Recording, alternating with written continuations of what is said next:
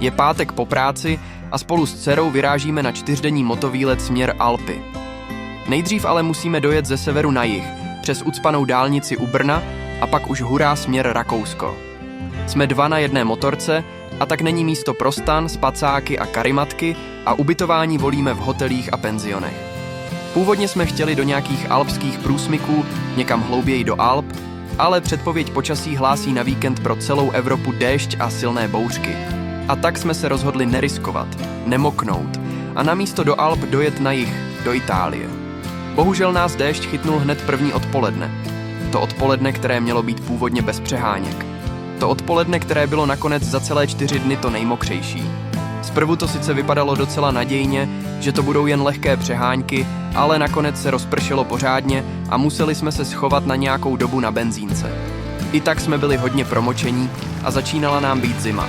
A protože jsme vyjížděli až odpoledne, byl příjezd do prvního ubytování naplánován až k večeru. Neměli jsme tak moc času čekat, jestli déšť ustane nebo ne, a byli jsme nakonec nuceni vyjet směr Černé mračna plné vody. Hned co jsme vyjeli, jsme pochopili, že to nebyl jen obyčejný déšť, ale že muselo dost hodně foukat a muselo spadnout i hodně vody. Museli jsme totiž projet jeden rozvodněný potok tekoucí přes cestu a pak i přes nějaké ty polámané větve. Kousek opodál dokonce hasiči odstraňovali popadané stromy. Odměnou za to, že jsme to nevzdali a neotočili to směrem domů, nám byla úchvatná podívaná. Byl už podvečer okolo 8 hodin, déšť ustal a zapadající slunce nám vykouzlilo tuhle nádheru. Záběry nejsou nijak dobarvované a opravdu bylo takhle oranžově. A vůbec celá příroda kolem nás zářila neskutečně sytými barvami. Do toho ještě odpařující se mokré silnice vytvářely mlžný závoj. A to vše bylo jen pro nás. Za celou dobu jsme tady potkali maximálně 2 auta. Pojďte si teď už ale vychutnat tenhle západ slunce společně s námi.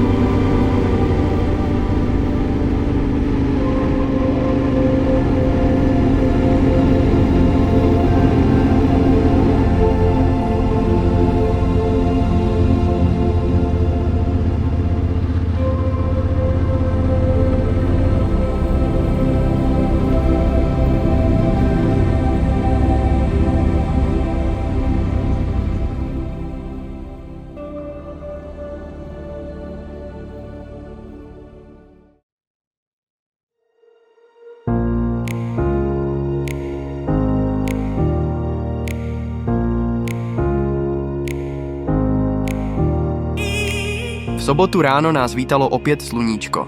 Tak jak hlásila předpověď počasí pro celé Rakousko deště a bouřky, tak dneska už to neplatilo. Přes noc se předpověď upřesnila a v celém Rakousku mělo být pěkně. To znamená, že jsme klidně mohli hlouběji do Alp a do průsmyků, tak jak jsme původně chtěli. Jenomže my jsme si už zarezervovali ubytování na dnešní noc dopředu a tak už jsme se museli držet plánu a pokračovat dále na jih. Dneska byl hlavní cíl cesty průsmyk kolem slovinského Triglavu a pak dál na jih až do Itálie k moři.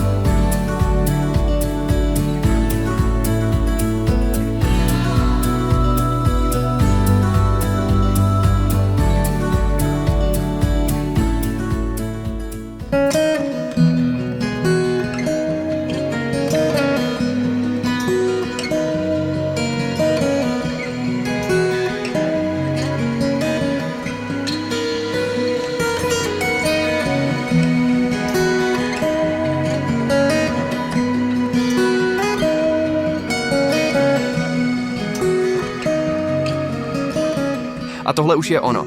Vrchol jediného průsmyku, který jsme za tenhle 4denní výlet navštívili.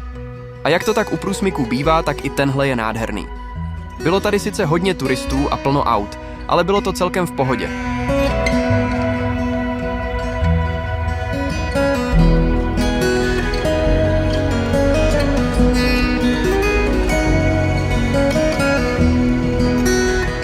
Na cestě si udělali polední pauzu ovce a nijaké davy turistů a kolony aut nevzrušovaly.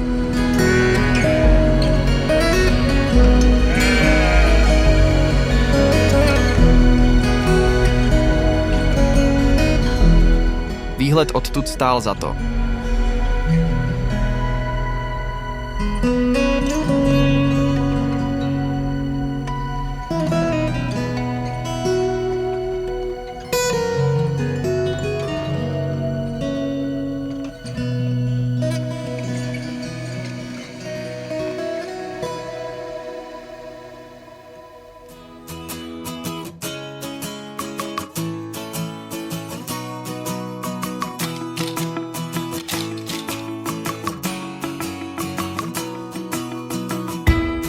No a dole zase přeháňky.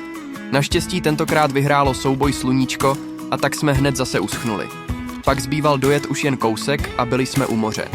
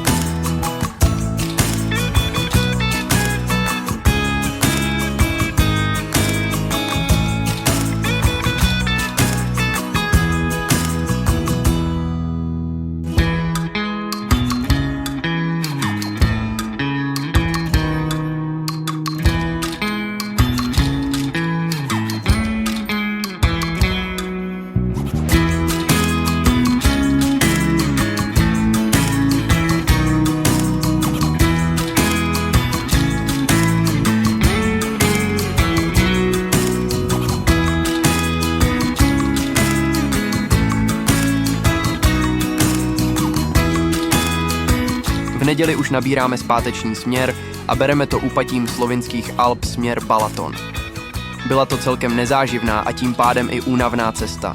Kopečky vidíme jen z dálky a jinak jen rovina, prostě Maďarsko.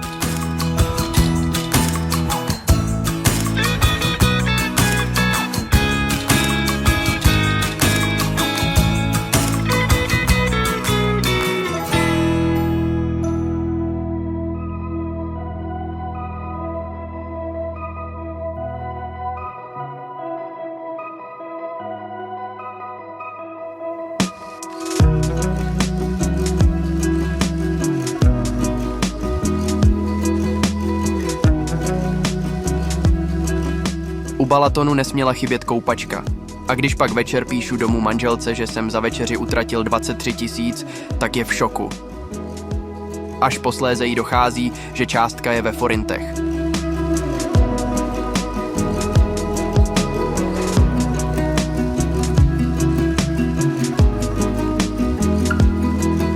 No, a to bylo všechno. 4 dny uplynuly jako voda a doufám, že jste si tohle krátké zavzpomínání užili stejně jako my. Dejte like a odběr, protože tenhle rok je v plánu 3týdenní cesta do Řecka a určitě z ní vznikne opět celovečerní dokument, stejně jako v minulých letech z Norska a Itálie. A napište mi prosím tady do komentů, jestli vám více vyhovují videa takhle v češtině, nebo jestli byly lepší ty předchozí dokumenty v angličtině. Tak ahoj, zase příště.